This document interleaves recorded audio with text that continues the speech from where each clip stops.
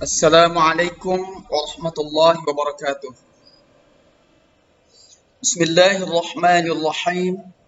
Alhamdulillahi rabbil alamin wassalatu wassalamu ala asyrafil mursalin sayyidina Muhammadin wa ala alihi wa sahbihi ajma'in.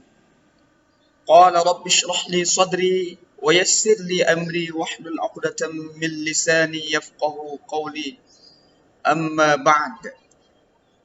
Anandaku sekalian, siswa-siswi kelas 12 yang Bapak sayangi dan Bapak banggakan, kembali kita bertemu dalam proses belajar mengajar secara online, dan kali ini tema kita adalah surah Luqman ayat 14, di mana ayat ini berbicara tentang birrul walidain atau berbakti kepada ayah dan bunda. Baik anandaku sekalian, silakan simak materi kita ini. Mudah-mudahan ananda mendapatkan manfaat. Amin ya rabbal alamin. Oke anandaku, mari kita baca ya surah Luqman ayat 14. A'udzu billahi minasy syaithanir rajim. Bismillahirrahmanirrahim. Wa wassayna al-insana biwalidayhi hamalathu ummuhu wahnan ala وفصاله في عامين أن اشكر لي ولوالديك إلي المصير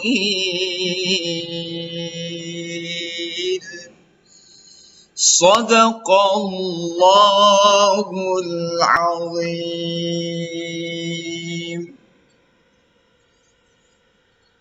Adapun makna atau arti dari ayat ini adalah, dan kami perintahkan kepada manusia berbuat baik kepada dua orang ibu bapaknya.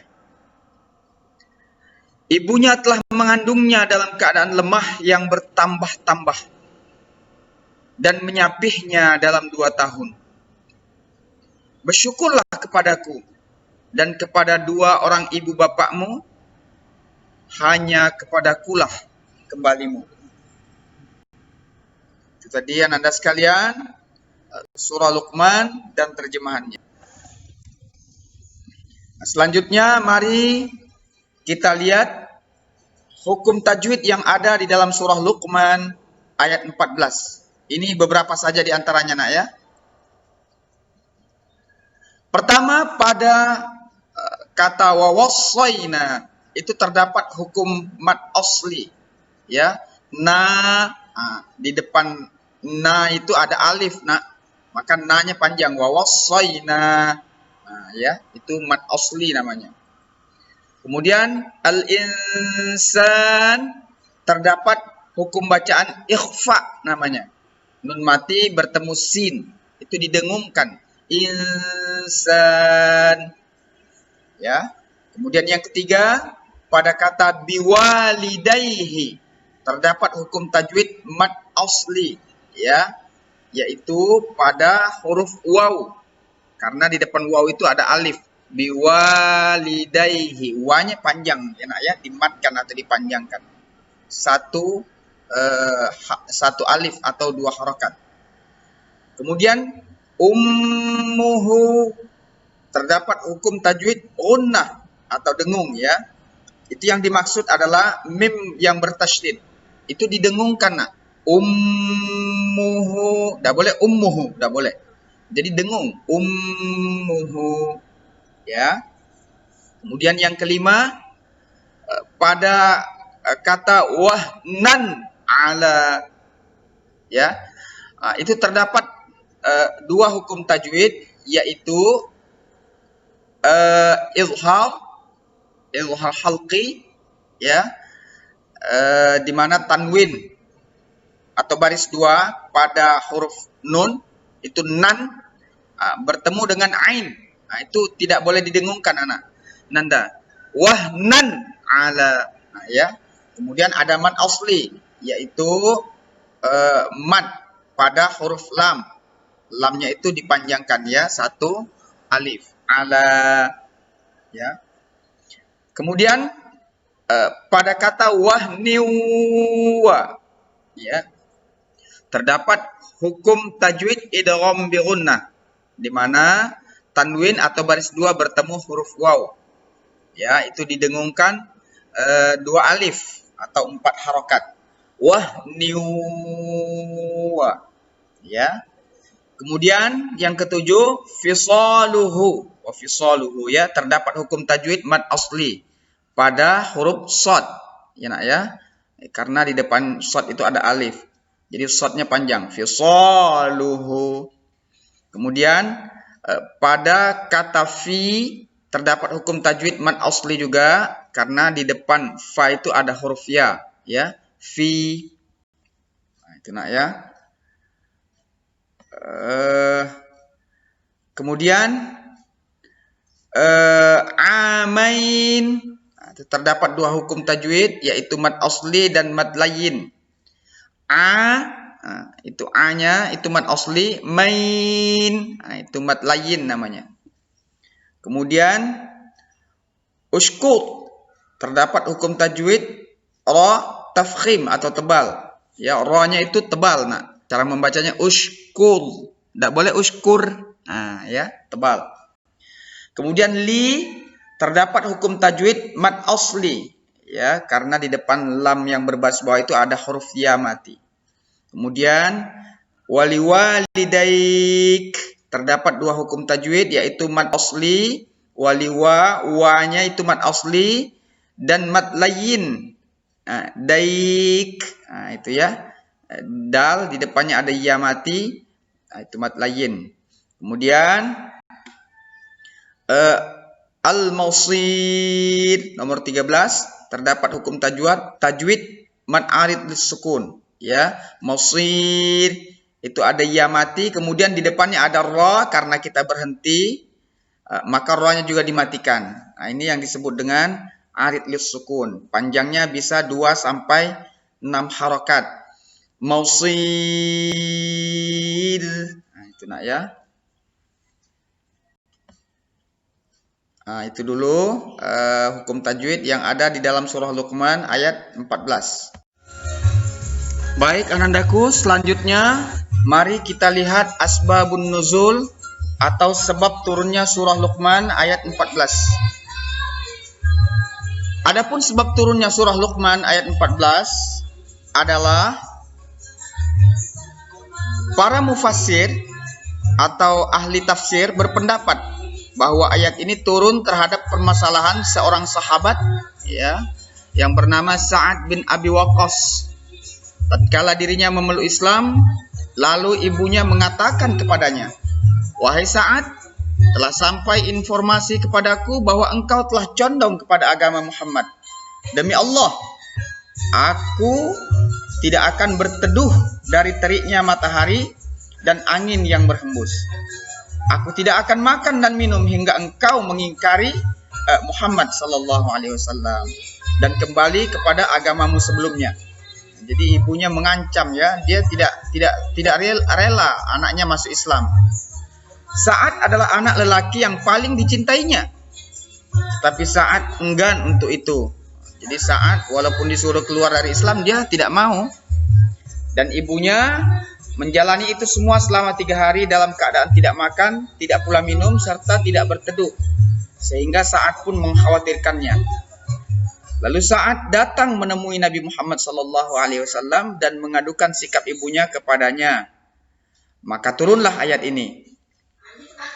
Ya, maksudnya ayat surah Luqman ayat 14 itu, nak. Kemudian Nabi bersabda, Dan kami perintahkan kepada manusia berbuat baik kepada dua orang ibu bapaknya. Hadis riwayat Muslim dari Abu Hutsaimah. Nah, itu nak ya yang menjadi latar belakang atau sebab turunnya surah Luqman ayat 14. Baik anandaku sekalian, selanjutnya mari kita masuk ke pengertian birrul walidain ya. Karena surah Luqman ini memang berbicara tentang bakti kepada kedua orang tua ya nak ya. Jadi pengertian birrul walidain itu adalah berbakti atau berbuat baik kepada kedua orang tua atau ayah dan ibu ya. Berbakti kepada orang tua ini hukumnya fardu atau wajib ain ananda. Jadi wajib bagi setiap orang Islam. Ya, berdosa hukumnya kalau tidak berbakti, meskipun kedua orang tuanya adalah non muslim sekalipun. Jadi ananda sekalian, berbakti kepada orang tua ini tidak dibatasi oleh agama. Walaupun beda agama, kita tetap wajib berbakti ya kepada orang tua kita. Nah, itu ananda sekalian.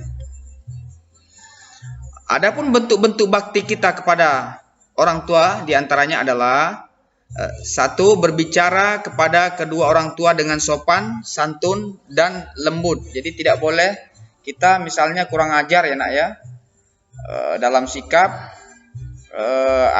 petantang petenteng ya, atau kasar dalam berbicara terhadap orang tua. Kemudian selalu taat kepada semua perintah orang tua. Ya, dengan catatan selagi tidak untuk bermaksiat kepada Allah. Kalau disuruh maling, ya, disuruh berzina, itu wajib hukumnya untuk kita tidak patuh. Namun kita tetap hormat.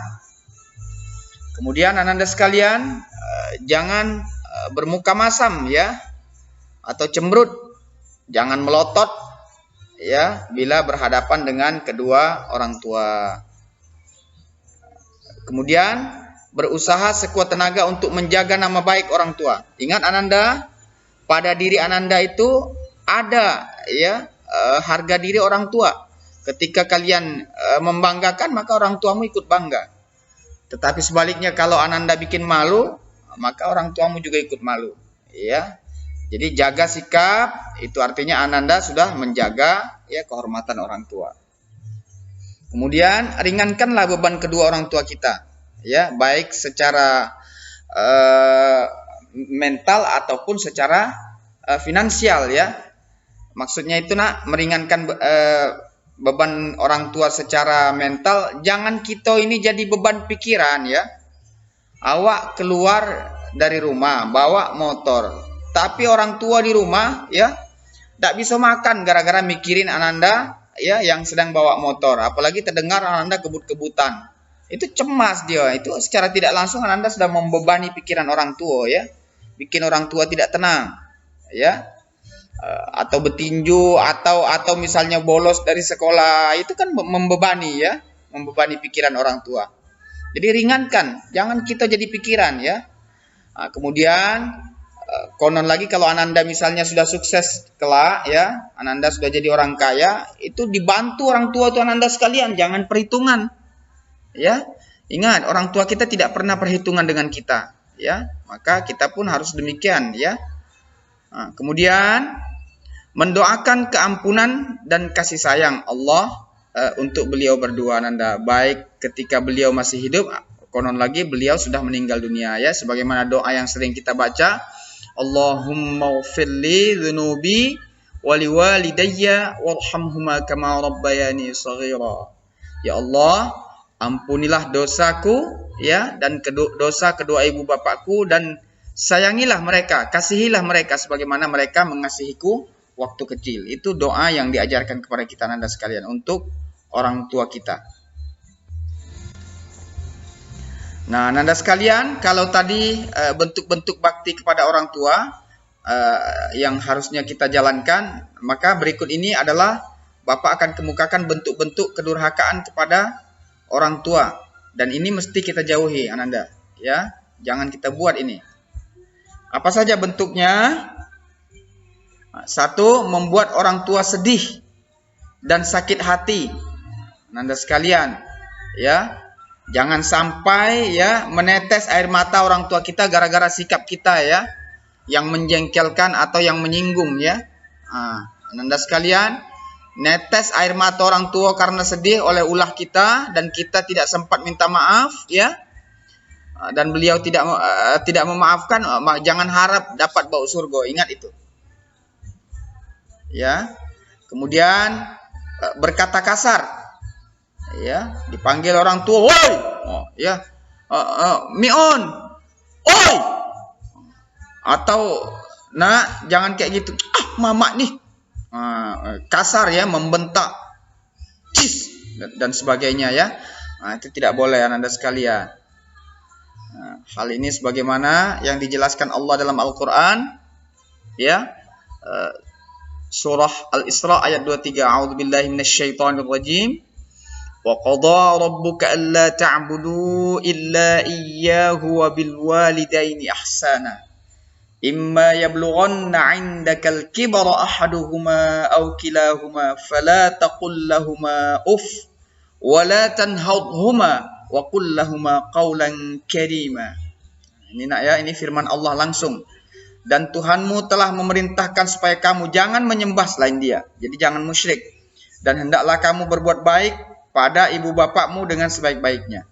Ini perintah Allah Anda sekalian. Jika salah seorang di antara keduanya atau kedua-duanya sampai berumur lanjut dalam pemeliharaanmu, maka sekali-kali janganlah kamu mengatakan kepada keduanya perkataan Ya, di situ maksudnya nak simbol perkataan kasar ya. Dan janganlah kamu membentak mereka. Astagfirullahaladzim. Dan ucapkanlah kepada mereka perkataan yang mulia. Jadi Anda sekalian, tidak boleh kita membentak ya, dan hendaklah kita berbicara dengan perkataan-perkataan yang mulia Anda sekalian ya, yang tidak menyinggung, yang menyejukkan perasaan orang tua ketika mendengarnya. Oke. Kemudian yang ketiga, tidak memenuhi ya panggilan beliau berdua. Ini juga bentuk kedurhakaan Anda sekalian. Ya. Ketika orang tua memanggil, maka segeralah menghampiri. Bahkan meski kesibukan melanda, panggilan orang tua tetaplah yang utama Anda sekalian. Ya.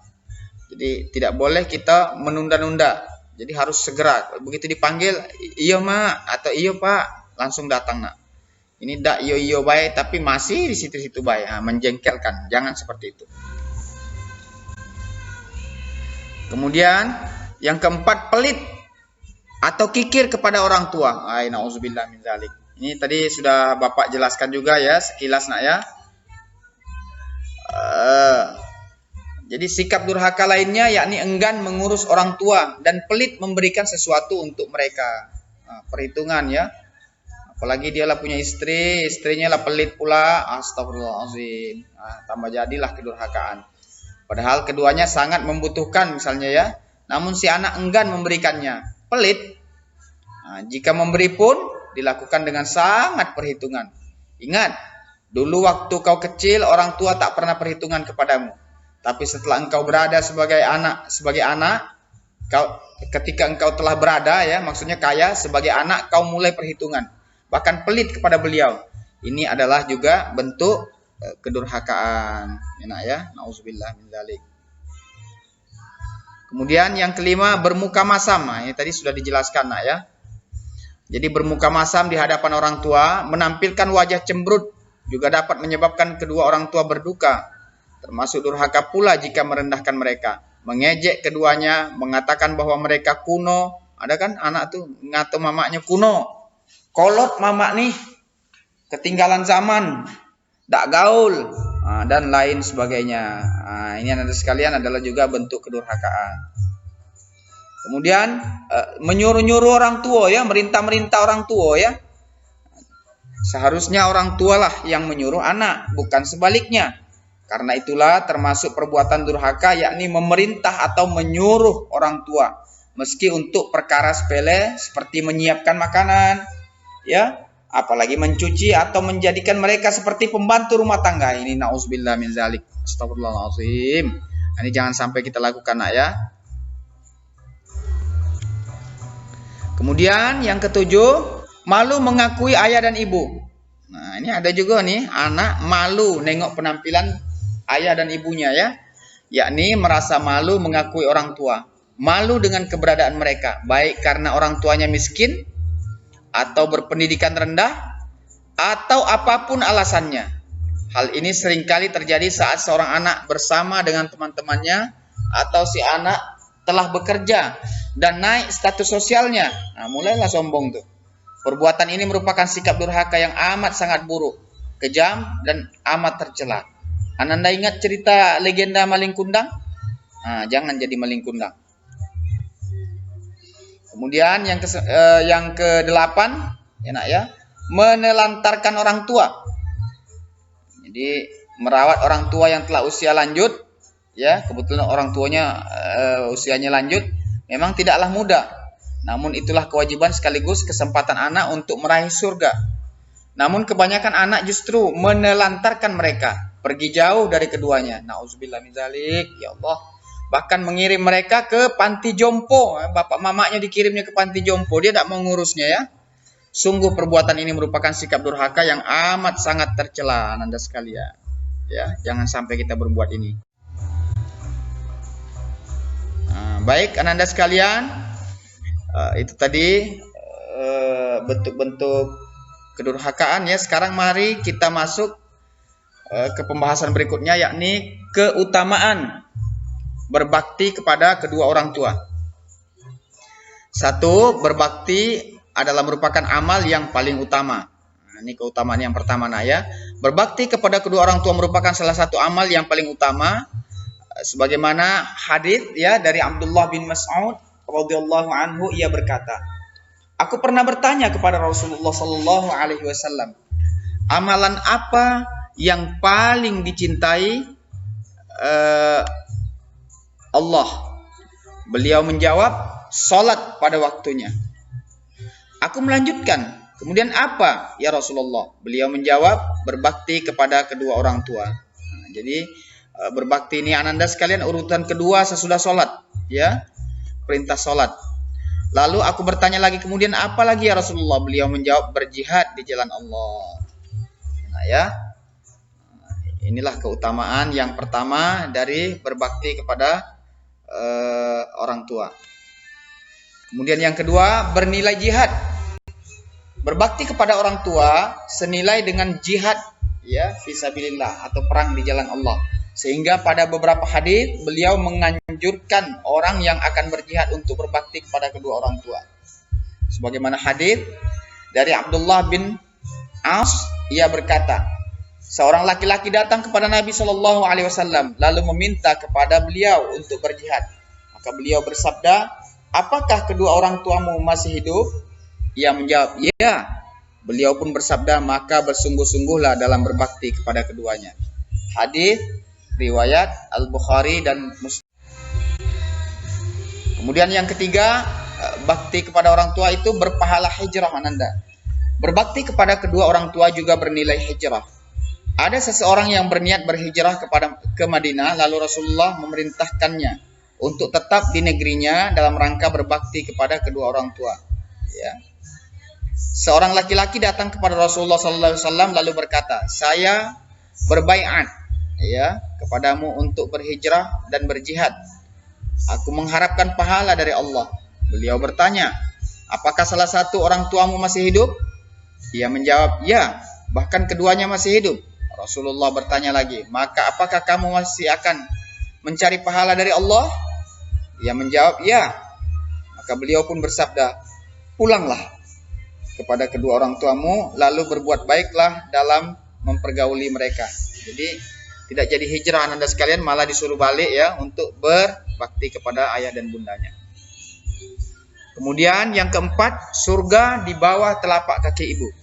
Ungkapan surga berada di bawah kaki ibu merupakan ungkapan yang bersumber dari hadis dan menunjukkan betapa luar biasa keutamaan berbakti kepada ibu. Ya. Jahimah pernah datang kepada Nabi Shallallahu Alaihi Wasallam lalu berkata, ya Rasulullah Shallallahu Alaihi Wasallam, aku ingin berperang dan sungguh aku datang untuk meminta pendapatmu.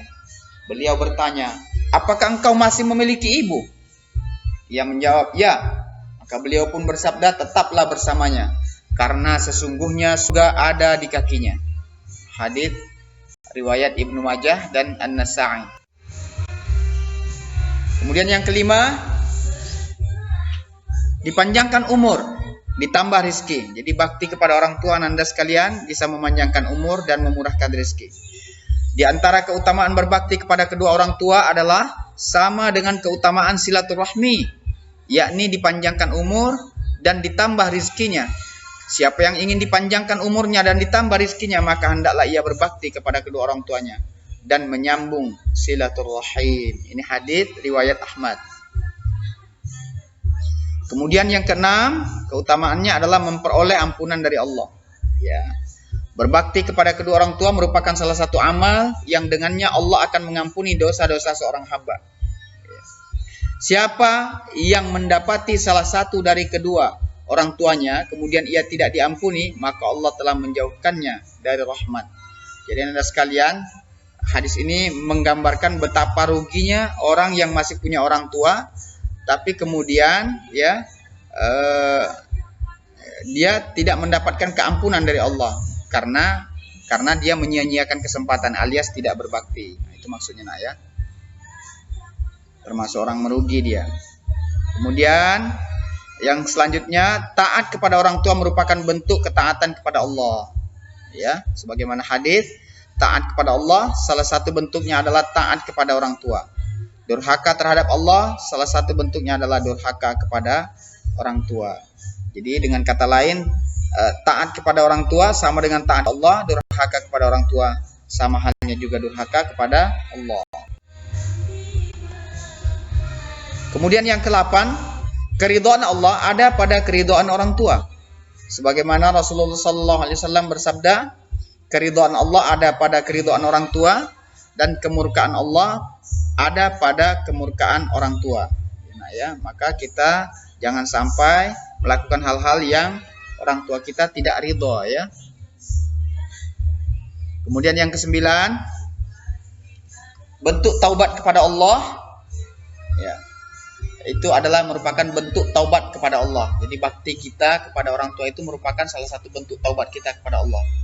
Dari Ibnu Umar radhiyallahu anhu, ia berkata, seorang laki-laki datang menghadap Nabi lalu berkata, sesungguhnya aku telah melakukan satu dosa yang sangat besar. Apakah aku bisa bertaubat? Beliau balik bertanya, apakah engkau masih memiliki ibu? Ia menjawab, tidak. Beliau bertanya lagi, apakah engkau masih memiliki bibi atau saudara ibu? Ia menjawab, ya. Maka beliau bersabda, maka berbaktilah kepadanya. Nah ya. Kemudian yang 10, tiket menuju surga. Berbakti kepada kedua orang tua merupakan tiket menuju surga. Dalam hadis diistilahkan orang tua adalah awsatu abwabil jannah. Awsatu abwabil jannah. Pintu surga yang di tengah-tengah. Rasulullah SAW bersabda, orang tua adalah paling pertengahan dari pintu-pintu surga. Jika kamu mau, sia-siakanlah pintu itu. Kau tidak mendapat surga. Atau jagalah ia untuk mendapatkan pintu surga itu. Ya, jadi orang tua kita adalah lantaran yang bisa menyebabkan kita masuk ya dari pintu surga yang di tengah. Itu maksudnya. Baik, Anda sekalian, coba lihat foto itu, ya. Anggaplah yang di tengah itu adalah kamu masih kecil, ya. Betapa sayangnya kedua ibu bapakmu, maka berbaktilah. Nah, inilah kesimpulan pelajaran kita kali ini. Jika engkau ingin selamat dunia akhirat, mumpung orang tuamu masih ada, ya, maka berbaktilah dan jangan durhaka, ya nak ya. Banggakanlah mereka, jangan bikin mereka bersedih ya. Atau apalagi membuat mereka malu ya. Jangan durhaka kepada beliau berdua dan semoga kita termasuk anak yang berbakti. Amin. Ananda sekalian, sebagai penutup Bapak nasihatkan, ingat kita menjadi anak ini nak kesempatannya cuma satu kali. Ya nak ya. Dan orang tua kita pun tidak akan hidup selamanya ya. Karena itu ukirlah dalam sejarah hidupmu menjadi anak, yakni menjadi anak yang membanggakan dan menyenangkan hati orang tua ya nak ya.